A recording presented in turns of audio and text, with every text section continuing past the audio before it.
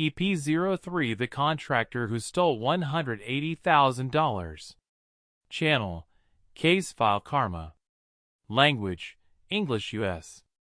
Target runtime: 24 to 30 minutes. Format: narrated documentary story with clear act breaks, visual cues, and strong retention beats. Cold open midnight to 1:10. The invoice looked normal at first. Same logo. Same vendor name. Same project code. But there was one line item that should never have existed. It was the second materials charge for the same job, entered 12 days after the first delivery, for a load that had already been signed off by site staff. That single line was the start of a paper trail that eventually exposed $180,000 in fake labor, duplicate materials, and padded change orders. And when the contractor realized the owner had the receipts, he made the worst mistake of his career. Visual: close-up of invoice, duplicate line item highlighted, red marker circle, industrial office desk at night. Intro 1:10 to 2 o'clock. Welcome back to Case File Karma. This is the story of Lena Ramirez, the owner of a small fabrication and installation company that had one of the biggest jobs of its life nearly stolen by the contractor everyone in town trusted. The contractor was Noah Mercer. He wore the right boots, said the right things, knew every trade term, and always sounded like he was doing the owner a favor. That is usually how the scam starts. Visual: industrial shop floor, contractor handshake, work truck pull-up, office wall with scheduling board. Act 1: the trusted contractor 2 to 6 o'clock. Lena did not hire Noah because she was naive. She hired him because he came recommended by 3 other local businesses, and because his price was just low enough to look competitive, but not so low that it looked suspicious. He said the project would be simple.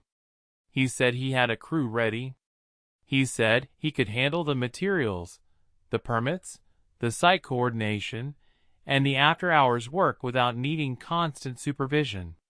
For a small business owner trying to keep a deadline, that sounded like relief. For the first 2 weeks, everything looked clean. The crew showed up. The materials started arriving. The job site moved. And then Noah started asking for adjustments. Not huge ones. Just enough to feel routine. Extra delivery fee. Small change order. 1 more pallet. 1 more shift. Each request came with a good explanation. A delayed supplier. A tighter schedule. A wrong count on the first load. Lena approved them because she was trying to keep the project moving. That was the first trap. Not greed. Not panic. Trust. Visual: site truck, materials pallet, handwritten change order, owner checking phone in office. Lena's bookkeeper, Elise, started filing the invoices. At first, they looked normal. Then she noticed the same material code appearing in more than one bill. Then she noticed that one delivery date appeared on paper, even though the site log showed the crew already had those materials 3 days earlier. Then she noticed that one labor invoice charged for a full day, even though the foreman had signed off on a half-day shutdown. 1 weird line item is noise. 3 weird line items is a pattern. And Noah had more than 3. Visual: accountant desk, spreadsheet with highlighted duplicates, whiteboard calendar, site log versus invoice. Act 2: the pattern 6 to 12 o'clock. Elise built the file the only way a careful accountant can. She did not accuse anyone. She just compared. Invoice to invoice. Invoice to delivery receipt. Invoice to site log. Invoice to bank transfer. And every time she did, Noah looked a little worse. The first red flag was duplication. Same materials, billed twice. Sometimes, the second bill would be described as a supplemental delivery. Sometimes it would be Replacement stock. Sometimes it would be a completely new category with the same quantity and the same vendor reference buried a few lines down. The second red flag was timing. The delivery dates made no sense. One invoice said a shipment came in on a Sunday. The warehouse was closed. The gate log showed no truck. The site supervisor, Marco, remembered the day clearly because he had sent everyone home early after a rain delay. The third red flag was labor. Noah would bill for workers who were never on site. The names were generic. The hours were rounded up. The same crew would somehow work two places at once on the same day. By the end of the month, the numbers were ugly. By the end of the quarter, they were impossible to ignore. Lena was now looking at a contractor who had extracted well into 6 figures from her business without ever sending a single honest explanation. Visual, highlighted invoice stack, clipboard signatures, warehouse gate camera stills, worker time cards. Elise finally said it out loud. "This is not bad bookkeeping. This is theft." That sentence changed the room. Because once you hear it, you cannot unhear it. Visual, owner and accountant at table, silent beat, red pen over invoice. Act 3, the trap, 12 to 1800 hours. Lena did not want to confront Noah with a hunch. She wanted him to trap himself. So the team picked one invoice that had too many weak spots. It had a duplicated materials line. It had a labor charge that did not match the site log. It had a delivery date that Marco could disprove. And it had Noah's signature on the change order. They wrote a simple email. They did not accuse him. They did not threaten him. They just asked him to confirm the invoice details so they could close the books for the month. Noah replied quickly. Too quickly. He confirmed the invoice. He confirmed the delivery. He confirmed the labor. He confirmed the total. And in doing so, he locked himself into the exact lie the team needed. Because the date he confirmed was a date the warehouse had been closed. The delivery he confirmed had no gate log. The labor he confirmed belonged to a crew that was working on another site across town. One email was enough. Visual, email thread, send button, calendar dates highlighted, warehouse closed sign, split screen with site logs. Lena printed everything. Not screenshots. Printouts. Clean. Chronological. Easy to read. Easy to hand over. That was the point. This was no longer a dispute about trust. It was an audit packet.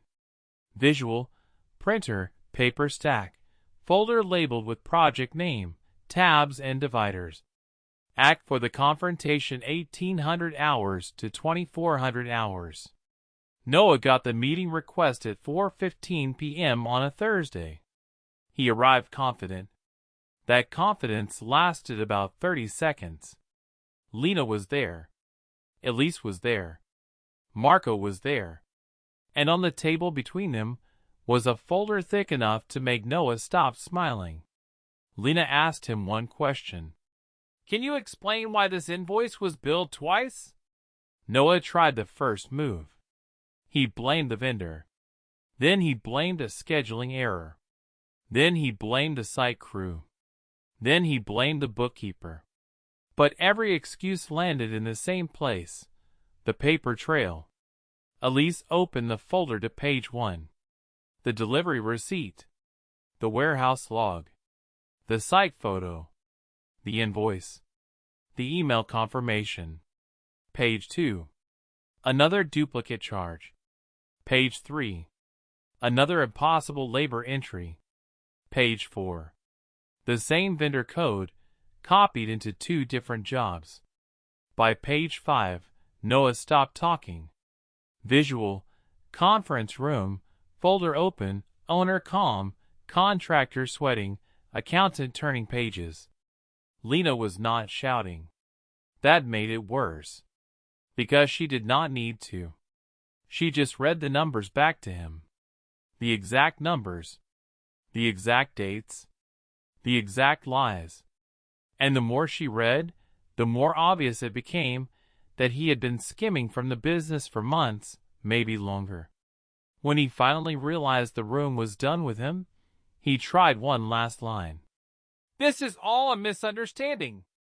Lena slid the final page across the table. It was his email, the one where he confirmed the impossible invoice. There was nothing left to misunderstand. Visual, email confirmation close-up, red underline, contractor frozen expression. Act 5 The Fallout 2400 hours to 28:00. Noah did not go down in a dramatic blaze. He did something more embarrassing. He got quiet. He asked if they could work something out. He asked if they could rewrite the numbers. He asked if they could just settle this privately. That was the exact moment Lena knew she had won. Scammers always want the deal after the trap is sprung. They want one more chance to make the truth disappear. But the truth was already in print. The business took the folder to a lawyer. The lawyer took it to the bank. The bank took it seriously because the evidence was clean. Lena learned, in the weeks that followed, that the scam had not been a single bad invoice. It had been a system. A slow bleed. Duplicate materials. Artificial labor. Padding on change orders. Ghost adjustments. By the time it stopped, the total was around $180,000. Noah lost the contract. He lost the referrals. He lost the confidence of every local business that had ever recommended him. And because local reputation is built on repetition, not headlines, that was the real punishment. Visual, canceled contract, bank statement, contractor truck leaving, empty site. Lena did not turn the story into a victory speech. She just fixed the controls. Two-person approval on every invoice. Delivery verification. Site log photos. Independent review of change orders. No one person could hide the paper trail again. That was the lesson. Not that scammers are clever. That paperwork, when done correctly, is stronger than charm. Visual, new checklist on wall, dual approval signatures, clean office system. Outro 28:00 to 29:00. Noah thought invoices would protect him. Instead, invoices became the reason he could not lie his way out. That is the thing about people who steal through paper. They forget that paper cuts both ways. If this case hit different, subscribe. We have more files. And the next one is worse. Visual, dark background, logo, folder closing, subtle city lights.